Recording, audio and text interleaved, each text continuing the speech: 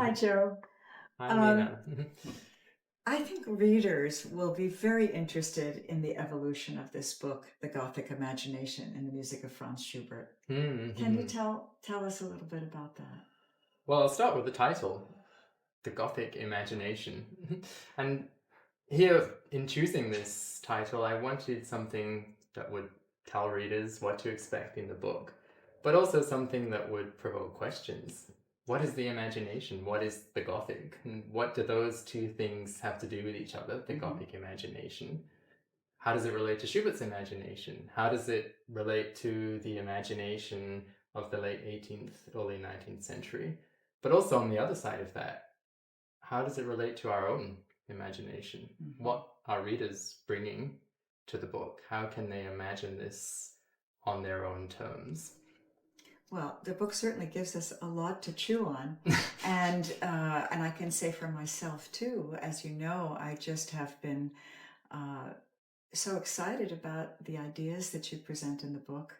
And I've certainly used them in my own work. I use them in my own teaching. It's just sort of opened the floodgates for more interesting ways of thinking about Schubert than I had previously.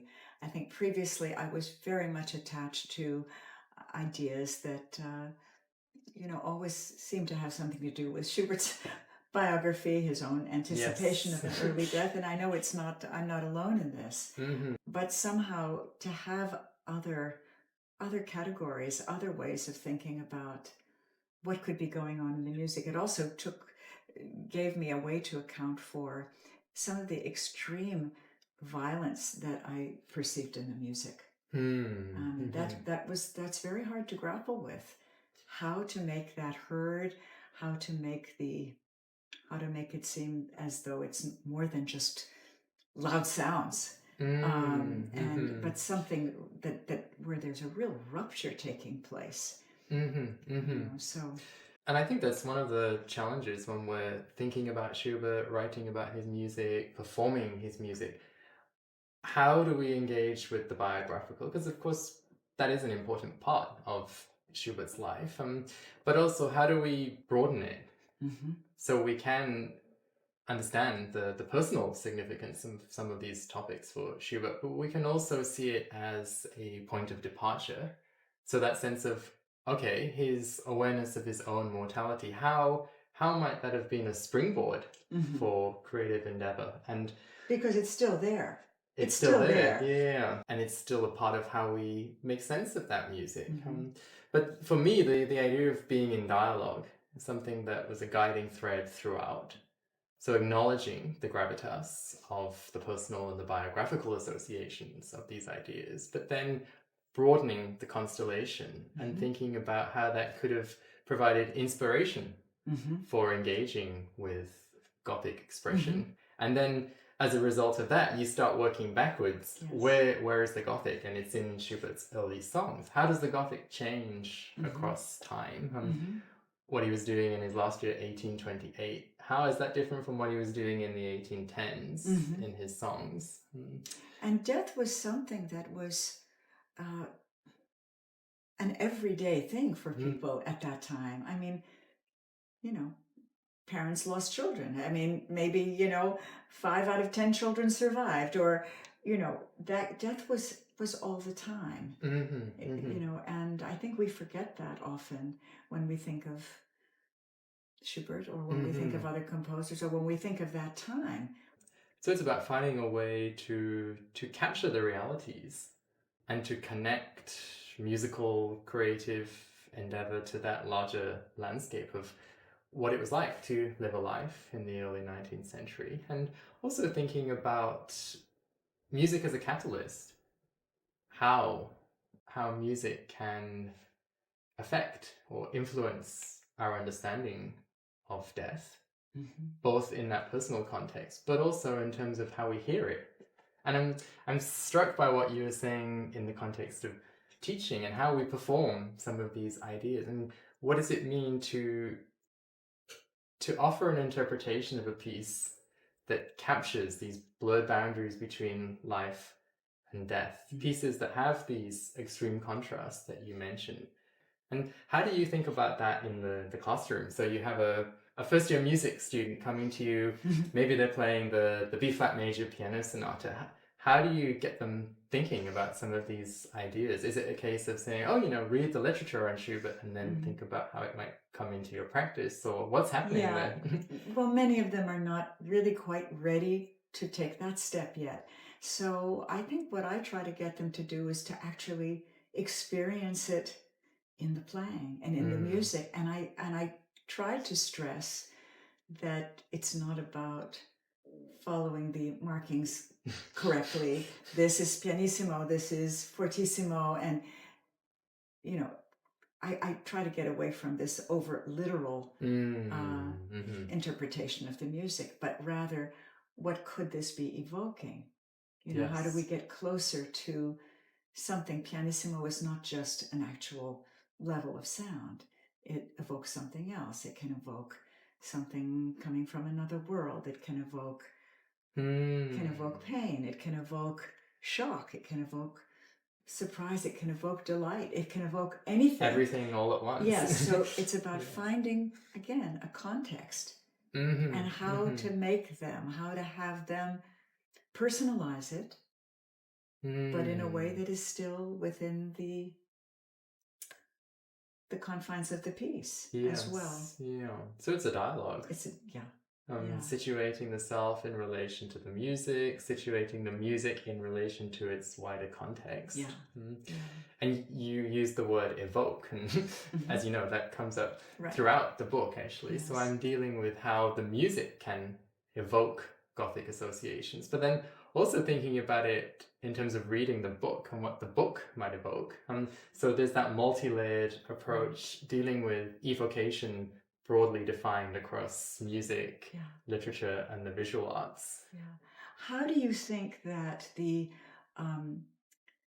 change from sort of pure Gothic in the early, as it started to change and morph through the Romantic Gothic, and then touching on the grotesque and the sublime, how do you see that?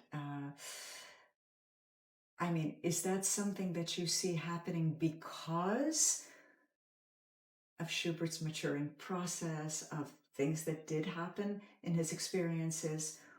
Can you do you attribute that to anything, the psychological complexity that began to emerge over time? This is a great question, a challenging one. And again, I think it functions on multiple levels. So on the one hand, it's a question of the history of the Gothic and how the Gothic changed over time as it was established in literature and the visual arts. But as you said, it's also a question of Schubert's response to that. And how do those changes in Gothic expression then intersect with changes in the stylistic landscape of Schubert's music? And this idea of increasing psychological complexity. And of course, there's a lot there as well that we can unpack. But broadly speaking, the idea that in his early works, those early songs, there is an emphasis on the Gothic as something that's supernatural.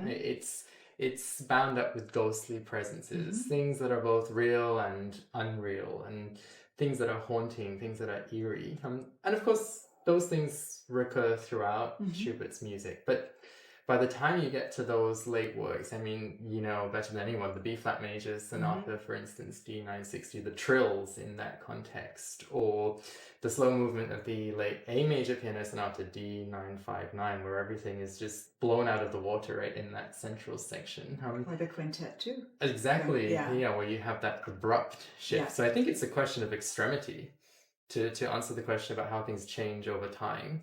And I think that the level of extremity we have in those late works, you don't have that in the early songs.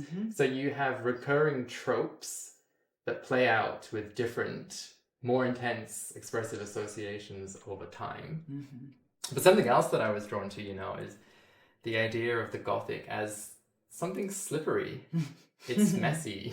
We can have a sense of it, but at the same time, it conceals as much as it reveals. So what might seem like a straightforward question, what is the Gothic? You can read many definitions, and views of what the Gothic might mean at a Mhm. given point in time. And even within this period of the late 18th, early 19th century, there isn't a consensus of Right. what the Gothic might entail. And that's something I find really fascinating. And I wonder actually how you think about that in the context of performance, that sense of, do we really know what the Gothic is? Well, I was thinking of, yes, we don't know what it really is, but I was also thinking of other composers before Schubert. I mean, I just was the other day teaching the E minor Bach toccata, the opening of the, and suddenly I just was seized with this amazing sense that this is the Gothic being expressed in Bach. Yes, exactly.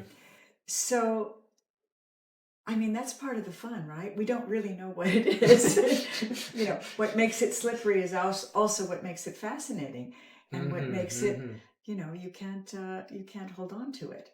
So in one moment it's one thing, and then maybe it slips away. But that's the whole point. Is it here? Is it not here? Presence and absence. All of these blurred boundaries, and some of the themes that are in the book. It's the very nature of the subject itself. Yes, yeah. And that's a powerful example that you shared of how it can transport us back in time. So one minute we might be thinking about Schubert, and that for me again speaks to the power of the imagination. But it might spark a thought, and suddenly we're looking at the music of J.S. Bach. Yeah. So what does the Gothic sound like in that context? Yeah, it's playing into the slipperiness. And of course, thinking about, there are key features of the Gothic. We can pin things down, we can trace it to particular stylistic configurations, but also at the same time, not being too fixed about it, allowing that space for interpretation, for people to bring it to light on their own terms. I love in the book when you start to talk about when certain stylistic elements become fractured. When you mention the fantasy, the four-hand fantasy, and the way that the Baroque element is presented in this incredibly fractured way, as a way of, so you're not only talking about an expressive thing, but you're talking about a stylistic fracturing. Yes. That illuminates this whole thing of what's going on in Schubert's music. And with that example, I was drawn both to the sonic and visual impression of the music, particularly the slow movement of that F minor fantasy, D940, how it looks on the page. It's almost as if we're looking at some Gothic architecture. That's right. It sounds that way as well. And what you were saying about how it looks to the past, it's an evocation of something distant, something familiar, but also unfamiliar at the same time, because it's been distorted and fractured. And of course, I'm thinking about that as a category, as something we can read as an interpretation. But tell me, how does that feel when you get to the piano? What does it mean to play music that's fractured? Is that possible? Or a lot of times it's hard to put words to these feelings that we have, or interpretive ideas when we play. Sometimes it just, sort of language is inadequate. We play it, we perform it, we feel it. But I think in the way that we bring our whole selves to playing, we are bringing everything we know from the past, for our histories. Everything comes to bear upon any given moment. And so if we have an appreciation of where this is coming from in terms of the style and what Schubert has done with this, I just think it gives it a richer, perhaps we play it with a greater sense of authority in a way, because we know what it is that we're trying to do.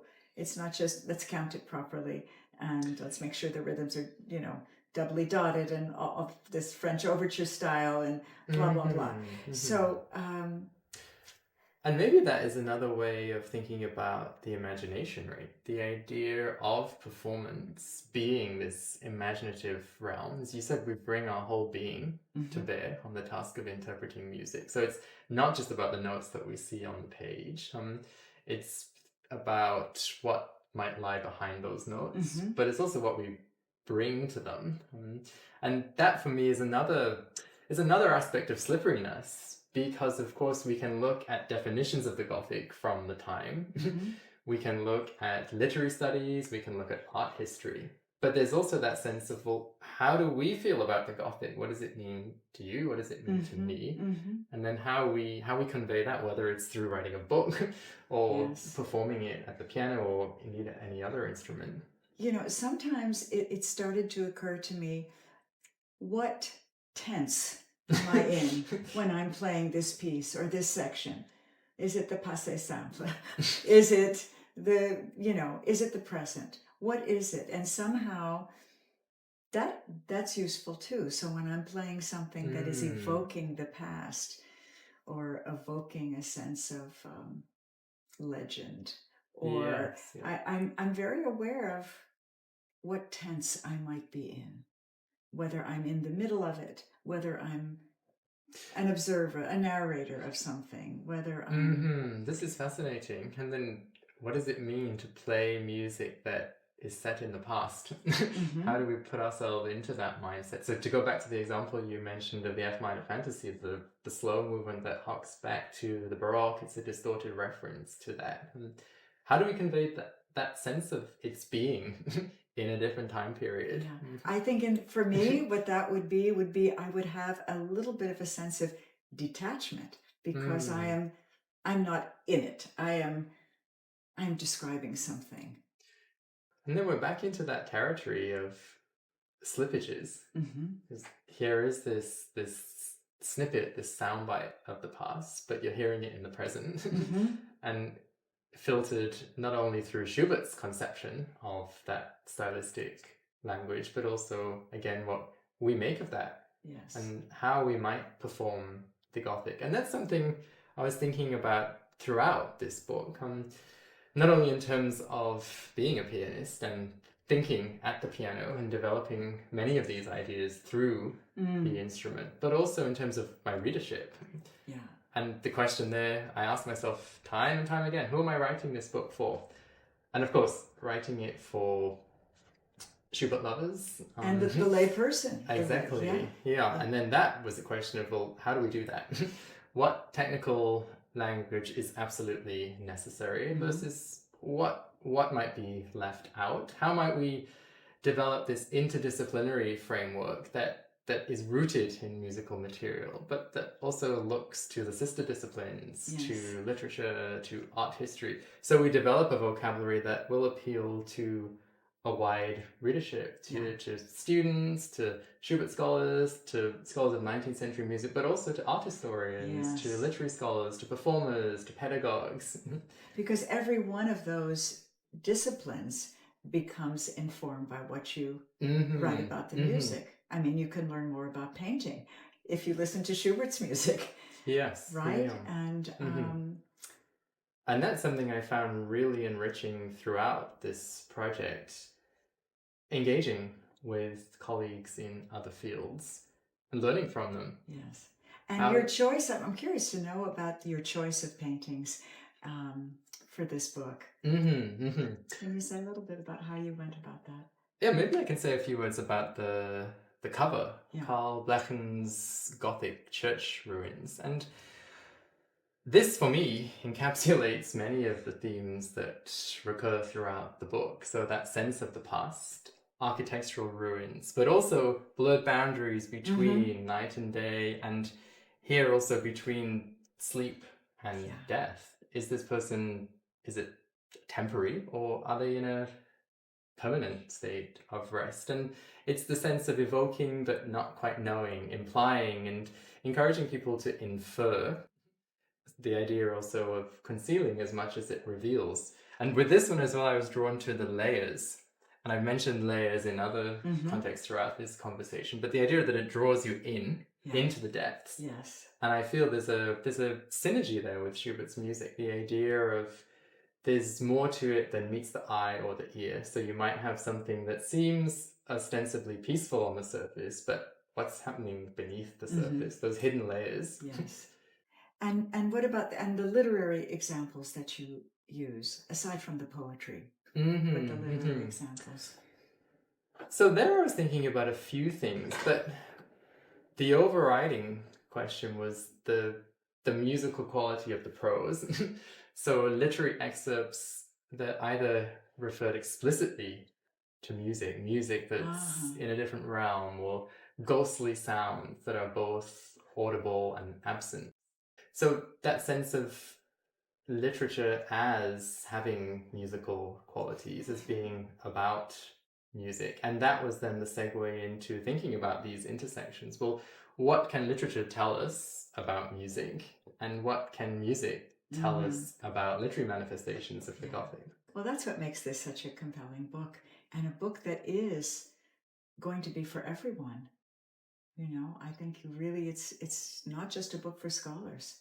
And I think of music, or performers. It's going to appeal to people outside of music. Thank you. I'm looking forward to seeing the conversations continue. And as you said, to think about how this might be used in each of those contexts. How might the work be brought into the classroom? How might performers engage with it?